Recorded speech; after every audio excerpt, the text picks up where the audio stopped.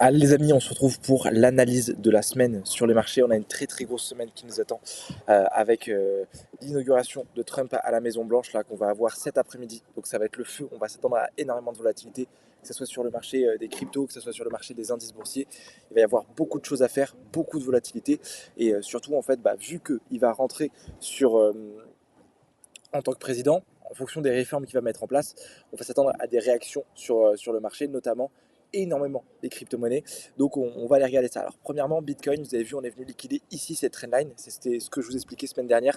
Moi j'attendais cette liquidation de trendline. Je m'attendais même à ce que ça aille plus bas. Chercher pourquoi pas l'imbalance sur les 85 000 dollars qu'on n'est pas venu récupérer. C'est comme ça. En tous les cas, moi je suis repassé acheteur. Et là vous avez vu, c'est très très haussier. On a juste cette résistance avec cette OB Daily là sur les je vous donne précisément 105 691 qu'on est venu refermer vendredi. Mais voilà, c'est ultra, ultra acheteur. Et pour moi, l'ATH, il est évident. L'ATH, il est évident qu'on aille chercher ce niveau et qu'on aille récupérer voilà, des plus hauts.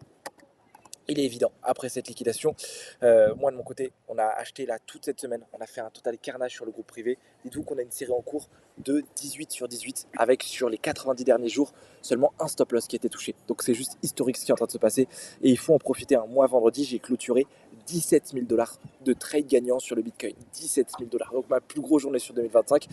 Et voilà. Ok, côté gold, beaucoup plus indécis. On a vraiment eu un price action qui n'était pas bon du tout. On est en train de corriger sur cette OB et on revient là potentiellement sur l'OB H4 qui va être sur les 2697,75. Potentiellement chercher un achat comme ceci, ok, pour ensuite aller viser des plus hauts. Pareil, moi je suis ultra acheteur. Je pense qu'on va venir liquider cette OB qu'on a ici sur les 33,40 et qu'on viendra chercher les 78. Ok, donc quelque chose plutôt comme ça sur cette semaine. Encore une fois, je suis acheteur et pourquoi pas ensuite aller récupérer un ATH juste ici. Donc ça, c'est les plans de la semaine.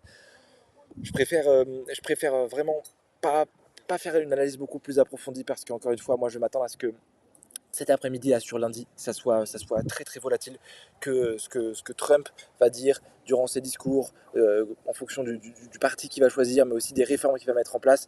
Ça va prendre quelques semaines, mais voilà, le marché va bouger et vous le savez, nous, hein, en trading, que le marché monte, que le marché descende, on s'en fiche. Nous, ce qu'on veut, c'est juste de la volatilité. Et pour le coup, là, je suis persuadé qu'on va avoir beaucoup de volatilité sur cette fin janvier, sur début février.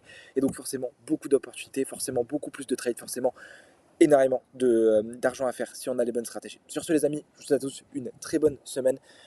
On se dit rendez-vous pour une prochaine analyse. Si vous avez aimé, n'hésitez pas à mettre votre meilleur pouce bleu, votre meilleure fusée. C'était Casper, bon trading à vous, ciao.